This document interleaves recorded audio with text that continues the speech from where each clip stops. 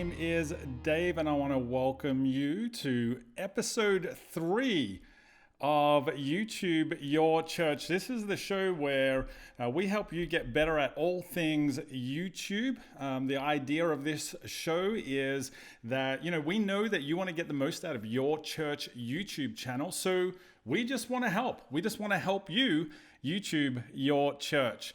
This is a live show that we stream on Facebook, but it also appears in my YouTube channel as well. So if you're watching on my YouTube channel either today or later in the week, make sure you give it a thumbs up, subscribe to my channel if you haven't done so already, and leave a comment. If you're watching on Facebook Live, we would love if you would just leave us a comment or a question right now. Let us know where you're watching from. And today's question of the day is, how often do you watch YouTube? That's what I want to know. How often do you watch YouTube? Well, we have got a jam-packed show today. We're going to be covering a few things. I'm going to be going through the last 5 of the 10 commandments of YouTube. If you didn't catch last week's episode, make sure you check it out. It's right here in the YouTube, in the Facebook feed, but I'm also going to leave a link to it on my YouTube channel, kind of up there somewhere. So it's somewhere around there. I'll leave a link to episode 2. That's 1 through 5 of the 10 commandments of YouTube. And today we're going to be going through 6 through 10 of the 10 commandments of YouTube. Then, as always, we're going to be taking your questions, whatever questions you have about YouTubing your church. I would love to be able to help as much as I can. And then I'm going to go through the channel of the week and the video of the week. And then I'm going to tell you what we're coming up next week. And I need to tell you, I am so looking forward to next week's episode because I'm going to be taking a deep dive into a really key aspect of all things YouTube. Okay, so, as I said, I want to get straight into numbers 6 through 10 of the YouTube 10 commandments. So let's have before I get into the next lot, why don't I have a look at what we discussed last week? Last week we went through the first 5, which is, the first one was the cover image, that banner photo that goes across your YouTube channel and how you can optimize that. After that, we talked about channel tags, the importance of having tags on your channel. Then we talked about video titles and how keyword titles are the most important thing when it comes to uploading your videos on YouTube. We also talked about some default tag uploads. These are the tags that get uploaded with your video by default. You can actually set them in YouTube as soon as you start setting up your channel. That's a really great thing to do. And then we talked about the importance of channel descriptions, how they're keyword optimized as well, and what are some best practices for getting the most out of your YouTube description. So today I'm going to be covering 6 through 10, and I just want to jump straight in. Before I do, I want to say g'day to Justin, Phil, Robbie, Jonathan, Sean, Kevin. You're all watching right now. I'm so glad that you are here with us for the YouTube Your Church show. If you are just joining us, make sure you leave a comment. Tell me where you're watching from and how often you watch YouTube. Is it once a day? Is it twice a day? Is it 4 hours a day? Let me know how often you watch YouTube. Okay, so we're going to jump straight into commandment number 6. Commandment number 6 is all about video tags and the fact that we need specific video tags whenever we upload a video, because tags actually help us be found on YouTube. That's where the algorithm kicks in, and if we've tagged the video correctly, then people will be able to access our videos and find our videos, and YouTube and Google actually start to recommend our videos for people when we tag them correctly. So video tags are super important. Now I want to show you a little bit what happens. This is a tool that I use called vidIQ that allows me to have a look at some video tags that exist on one of the videos that I created. And so this is a quick look at the video tags that I used for this specific video. If you want to find out more about vidIQ, I will post a link to how you can get a free month trial or even a discounted rate. So I'll make sure I leave those in there. So video tags are super important because they describe what your video is about and let YouTube know when people are looking for content if your video fits that content. So every time you upload a video, you should have video tags. The tags need to be related specifically to the video. If I'm doing drone footage of a beach somewhere in Australia, for example, I don't want to tag that with the words Bible study or anything along those lines because it doesn't really fit in with what I'm talking about. So you want to make sure that your tags are video specific. specific. And a key important thing here is that you want to make sure that you're also using keywords with a very long tail. What this does is it means that your videos get niched down a little bit further. So if you're doing a video on how to YouTube your church, I don't want to tag it with just the word YouTube or church. I want to make sure that I'm tagging it with a long form keyword tag, such as how to YouTube your church or how to get the most out of YouTube. So they're the sorts of things that I would tag, and that's called a long tail keyword tag. So make sure you're using the maximum amount that you can use every time you upload. Make sure you use the maximum amount of tags. I think there's 500 characters that you can use. So make sure you're using all of those, and make sure that they're niche down and they're very specific to your videos. So that's why that commandment, video tags, makes my top 10 of the YouTube video commandments, YouTube commandments. If you are just joining us, I want to welcome you. This is the YouTube Your Church show, the show where we help you YouTube your church. We're going through the 10 commandments of YouTubing your church, and number 7 is playlists. I want to talk about the importance of playlists. Now, playlists need to be put into your channel, and a lot of people don't actually do this. They just upload their videos and they think that they've done enough, but playlists allow you to organize all of your content. And I want to show you really quickly some of the playlists that I have on my channel, for example. I've set them out in such a way that they're easily identifiable by the specific topic that they're talking about. I make sure that they're keyword optimized as well. So you might be able to see there that one of them is tips for leveraging YouTube. That is a keyword optimized playlist because it gives YouTube the information it needs to get as many eyeballs as possible onto that playlist. So that's always a really good thing to do as well. You'll also see that I like to align my playlist horizontally. By doing that, I'm giving people the best visual opportunity to figure out exactly what they want to watch and what my video titles within that series are. So make sure that you're setting up playlists, make sure you're laying them out horizontally so they're easy to read, and then make sure that they are keyword optimized as well. That keyword optimization of the playlist title is super important. I also like to change the order of my videos or my playlists from time to time. So the way that you do that is once you're logged in as an administrator, you'll see at the top right of your homepage, there's a button called the Customize Your Page button.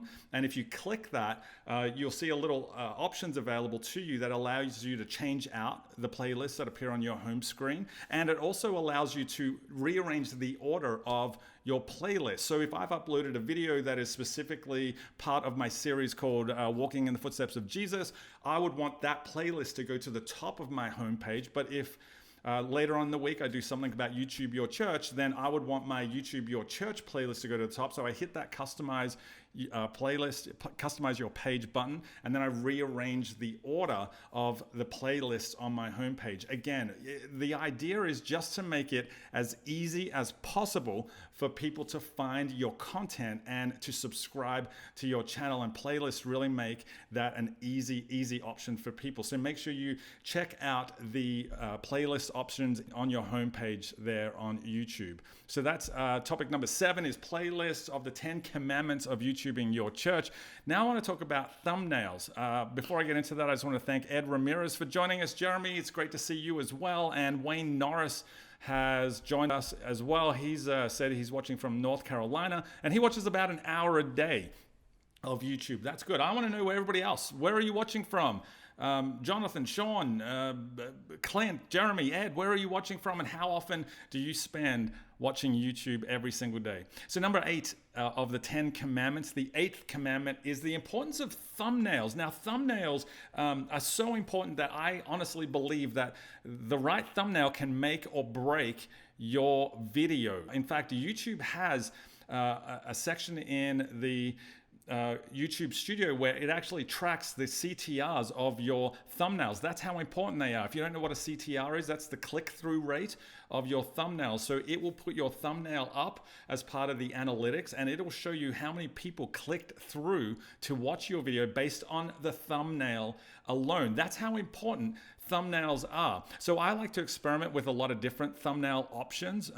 So I'm going to show you a couple right now that happen to appear on my YouTube channel. If you're watching on my YouTube channel, you can click on these videos at any time. I would love for you to do that. This is a series that I've been doing called Walking in the Footsteps of Jesus. So I put the series title at the very top, and this one specifically is about the Jordan River.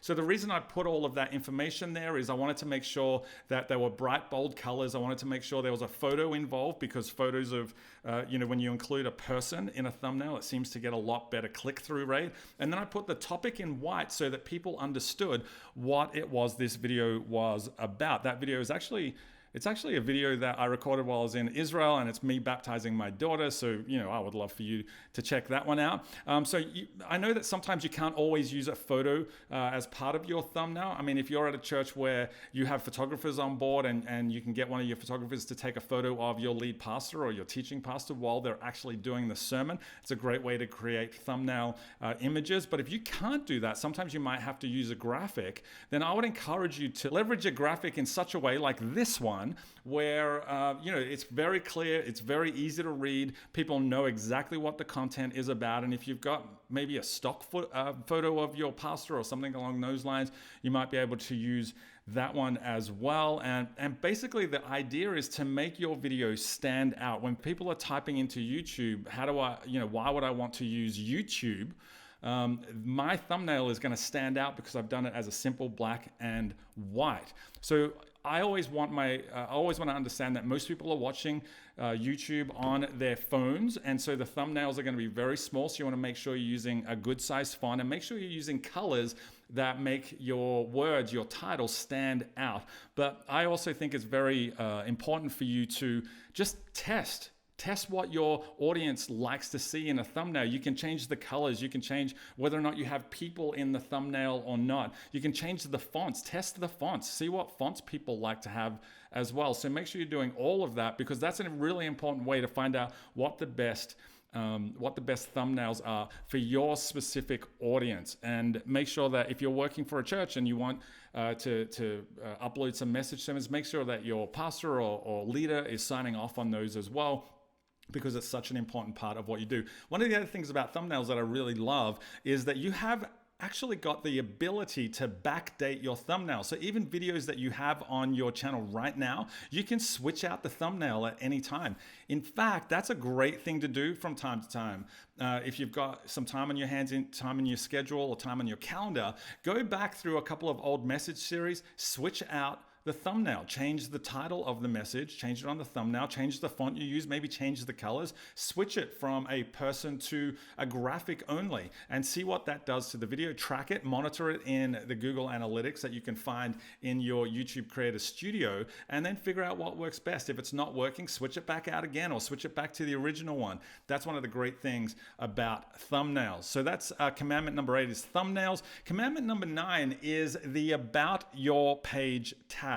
This is an often overlooked thing when it comes to people's YouTube channels. They get everything else in place. They've got the banner photo. They've got their playlist sorted out. They've got their tags sorted out. But we can often forget about the About page. Now, the About page is actually accessed through a tab on your home screen. So if you go to your home screen, you'll slide across the top. You'll see that there's home, video, playlists. If you've got over 1,000 subscribers, you get a community tab where you can post things to social media and things like that.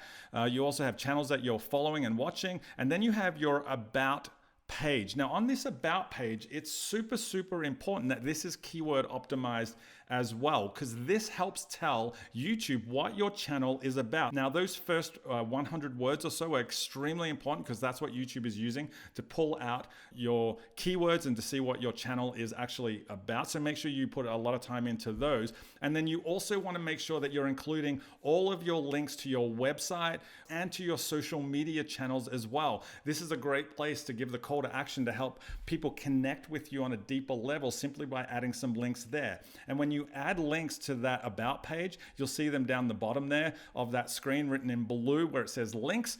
When you add these links actually appear across your banner photo on your homepage. So it's really important that you're adding those links in the About page. Make sure that all the links are correct, obviously, as well, because you don't want to be sending people to the wrong place. But make sure you fill out that form, fill out that about page, because it really helps more people find your content, because YouTube actually knows what your content is about.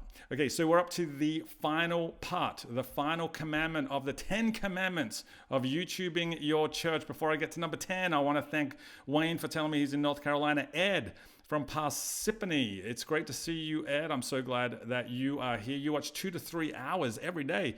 That's pretty good, man. I probably am matching you about 2 to 3 hours every day.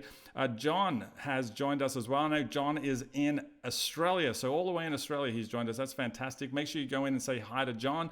Douglas has joined us as well. If you are just joining us, make sure you tell us where you're watching from so that we can give you a shout out. And also, we're trying to find out how much time you spend watching YouTube every single day. Okay, so we're going to get to commandment number 10. And commandment number 10 is the introduction video. This is really important, and it's, again, so often overlooked. In fact, I was doing some consultation work this morning with a pastor who is a leader, a very influential leader. And one of the things I talked to him about was his team about, was the fact that he did not have an introduction video to his YouTube channel. Now, the way YouTube is set up, when somebody comes to your page who is not currently subscribing to your channel, that introduction video actually starts playing automatically. That's how important it is, because they get a visual and an audible representation of whatever you want to cover. So that's why I encourage everybody to make sure they have an introduction video. You'll see here, this just happens to be my YouTube channel. I have my introduction video right there. That is a 60-second video that is really designed to just tell people what my channel is about. So when a new person arrives on my channel for the very first time, what happens is YouTube lets that play automatically, and it's a quick introduction to what my channel is about. So you need to make sure that you have one of those on your church's YouTube channel. Now, that can be somebody in your church, it can be your lead pastor, whoever you think is the best person to do it, but it needs to be fun and engaging. It needs to be about 60 to maybe 90 seconds long, and it needs to let people know why they should watch your channel, why they should watch your videos. It needs to tell them what your videos, what your content is about, and it also needs to have a call to action. Now, typically when it comes to YouTube, that call to action is always going to be, make sure you subscribe to this channel to get more content on a regular basis. John has said, hey, in the comment section. Hey, John, it's so great that you're here from Perth. And Derek is watching from Ames, IA. I don't actually know where IA is. Maybe you can tell me that, Derek. Where is IA? I don't think I've ever heard of that before. I hope you can tell me. Hey, we are up to the section of the show. This is probably one of my favorite sections. It's the Your Questions section. I know I've covered a lot. I know that I've fire-hosed you with a whole bunch of information. So this is your opportunity to get into the comment section, ask me any question that you have about YouTube, whether it's keywords, playlists, anything that I've covered already on today's show, you can do that. If you're watching this later on, I want to let you know that I do go back through the comments and make sure that I respond to everybody. That's a key part of being on social media, being on YouTube. So I always make sure that I go back through the comment section as well. Derek tells me that AI is Iowa.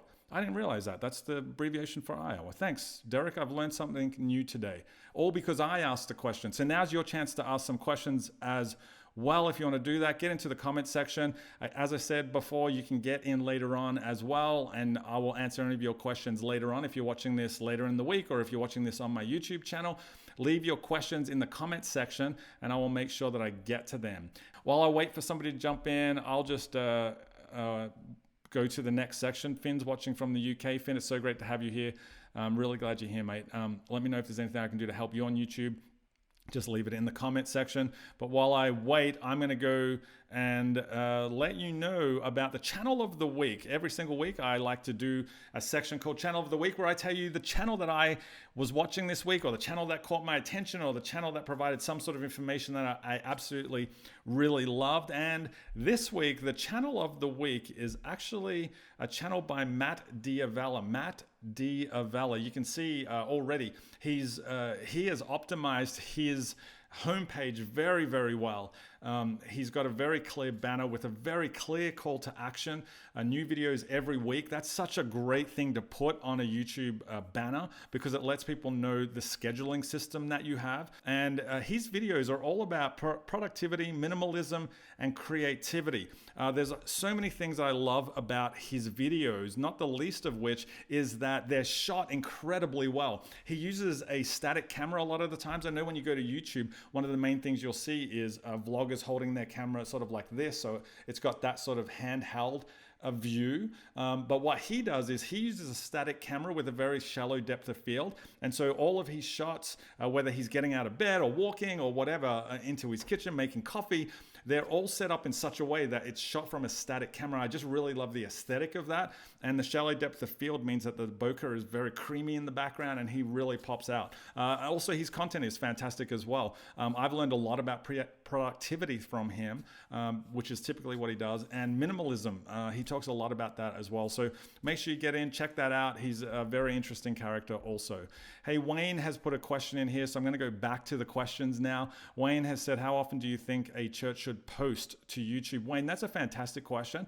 I would be suggesting that you definitely have to post every week, and if you can, at least twice a week. So you might set up a schedule where your church does a message on Sunday, your pastor does a message on Sunday, that gets recorded. Maybe you upload that on a Monday. And then if you've got the ability to upload maybe a cut down version of that same message and put that out, maybe Thursday or something, I think that would be two great pieces of content to put up on YouTube from the one message. I like to say that you need to repurpose on purpose. So that content that you record on Sunday, which we all do, where all churches record on Sunday, or most do anyway, if you put that out on a Monday and then cut that down to maybe a 4, 5, 6 minute version of the same message, just the highlights of the message, and put that out on Thursday, then you've repurposed that original content on purpose. And the great thing about doing that is that shorter version has the potential to get more views, because the average length of a video on YouTube is 4 minutes and 20 seconds, whereas the average length of a message on a Sunday is about 30, 35 minutes. So if you post content that is 4, 5, 6 minutes in length, that typically has the better capacity to get more views. So I would say, to answer your question specifically, Wayne, at least once, probably twice a week if you're able to do it. Derek has written in the comments as well. He says that we double as a church and community center. We have lots of sermon videos, but also a bunch of youth sports videos. Better to keep it all together in one channel since we are dual purpose, ? Hey, you know what? I would actually suggest, Derek, that you create one YouTube channel and then you have separate playlists for the church content and for the community center content. That would be a great way to split it up while driving traffic from the community center to your church church content specifically. So by leveraging the community center content, you actually give people a better chance to see the church content as well. So I would post them both to the one channel and just have separate playlists that are easily identifiable and keyword optimized, as we just talked about, so that on the same homepage. I think that would be the best way for you to do that. Finn has jumped in and said, how do you quickly, effectively cut up a sermon into bite-sized chunks? Finn, you were listening just before. That's exactly what I was talking about, is that you need to do that. But he's asking, how do you do it? Do you work with a preacher teacher to ensure that what you determine is a key point? Is there something, or is something that they agree with? Hey, probably every church would be able to do this in a different way. The way that I do it at our church, and the way our team does it, is that we, like on a Sunday when our teaching pastor is preaching, I will have the script in hand and I like to go through it and highlight the bits where I think that would work. That section of the script would work out as a shorter version of the message, as a bite-sized chunk, as you put it. So I like to do that on a Sunday, and then I will go back through and just, as I'm processing the message, as I've listened to it a couple of times, as I've marked it up on the script, when I go into the editing suite on a Monday, it's a lot easier for me to pick out those main bits. And then I just, I don't hide the fact that we're cutting down the message. So I put in, if I'm doing a large jump cut in between one section to another, I usually will put a flash in there. That's, a white flash, because that lets people know that there's a skip of time that has just happened. I also like to leverage YouTube cards as well. So if I've done a jump cut, I'll put a YouTube card that will slide across the top of the screen and say, hey, if you want to watch the rest of this message or the entirety of this message, click here. And then in the YouTube description of that cut down version, I will add a link to the full length version of the message as well. So really, like I said, I'm repurposing on purpose. I'm using that shorter form content to help people find the longer version of the message. And if that shorter form can be super compelling, then what's going to happen is our views on the main content are going to get a lot more hits as well. I was getting ready to wrap up this episode, but there's been a whole bunch of questions come in. Derek, awesome. We'll start to grow our channel soon. Thanks. Finn has said also, sorry, so many questions. Finn, don't ever apologize for too many questions. Other than analytics, how do you stay ahead of the curve and stay educated in upcoming trends? Well, the best thing that you can do, Finn, is to come and watch YouTube Your Church every single week. We do it live in the Church Communication group, Facebook group at 2 p.m. Atlanta, New York time. And then I post it to my YouTube channel straight afterwards. That's youtube.com/Aussie Dave Adamson. You can find it there as well. So watch content like this. And then I would be searching YouTube. There are so many YouTubers out there who are creating great content. Nick Nimmin comes to mind. Sean Cannell comes to mind. There are so many out there that are creating awesome content. Sonny Lenarduzzi is another one. And they're providing tips and tricks to help you grow your YouTube channel. Now, a lot of them are doing that for YouTubers and YouTube creators who are doing it for a side hustle or for their main business. So I would be taking that content and just running it through the filter of church. But there's a couple of ideas. I'll make sure to leave a link to some of those channels in the comment section as soon as we're done here. Now he said, how do you organize all that content? In terms of algorithms, etc. I'm going to talk about the algorithms actually next week. That's going to form part of next week's show. So make sure you're watching that. Derek, dude, will you do a live or record a tutorial on that workflow sometime?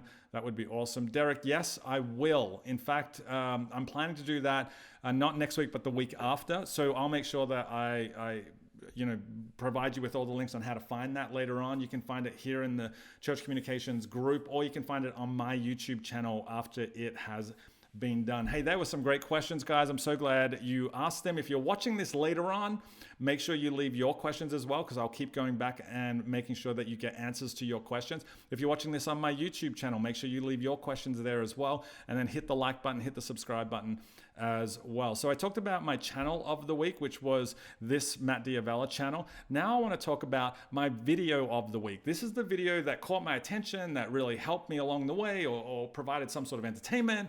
It changes up what it might be every given week. But this past week, I watched a fantastic episode from the people who make the channel What's Inside. This is a father and son team who have created this incredible channel, which has I think last time I checked, it was 6 or 7 million subscribers. They did a video about What's Inside YouTube Award headquarters. Now, if that sounds unfamiliar to you, what happens is if you get 100,000 subscribers on YouTube, you get an award. If you get 1 million subscribers, you get a gold award. And if you get 10 million subscribers, which I think only a handful of people have done so, Casey Neistat has one, PewDiePie has one, Marquise Brownlee just got one recently, you get a diamond award. And so this father and son team who have a channel all about finding out what's inside certain things, that they cut things apart. They actually got invited to come to this secret location somewhere in California where YouTube makes these awards. And it was just a fascinating episode. I think you would love it if you want to watch it. I will leave a link in the comment section on Facebook or in the YouTube description, which will be right down there if you're watching this on my YouTube channel. It is a great episode. You learn a lot about YouTube, but I also love watching the interaction between this father and son YouTube team. They're a lot of fun to watch, and they've obviously got such a great relationship. So I really enjoy that. I'll give you that again. It's by What's Inside is the channel, and it was called What's Inside YouTube Award Headquarters. Okay, so now we've run out of time. This is the quickest 30 minutes that you're ever going to find online, and so I want to get to what's coming up next week. So next week on the show, next week on YouTube Your Church, I'm going to be talking all about why you need keywords. If you want to find out how to game the algorithm on YouTube, keywords are your friend. So I want to make sure that I cover that. And I'm going to cover that in a lot of detail next week. So make sure you come along. It's going to be all about how you keyword optimize your videos, how you keyword optimize your channel, how you keyword optimize your playlists, everything to know about keyword optimization. I'm going to give you next week right here on YouTube Your Church. So make sure you come and check that out. Well, this has been YouTube Your Church. I have been your host, Dave Adamson, and I will be your host next week as well. If you've got any questions, make sure you leave them in the comments section, either on YouTube or on Facebook. And if you've got questions or you just maybe want prayer, I want to encourage you to text me on this number, 201-267-2156, 201-267-2156. Yes, that is my number. And if you've got any questions, I want to make sure you send them to me and I will respond to you personally. 201-267-2156, 201-267-2156. Send me a text. It's going to come through to my phone and I will respond to your text. If you have any questions about YouTube, social media, or hey, you know what? If you just need prayer, if you just want prayer for yourself or for your church or for your family, send me a text. Let me know how I can pray for you, because that's really the most important thing, isn't it? Well, I'm so glad that you've been watching. Continue to leave me your comments in the comments section. If you're watching this on my YouTube channel, make sure you give me a thumbs up. Subscribe to my channel if you haven't done so already, and share this video around on social media so that other people can get access to this content. I want to thank you so much for joining us. I want to thank our sponsors, the Church Communications Facebook group, and thank you for joining us on another episode of YouTube Your Church.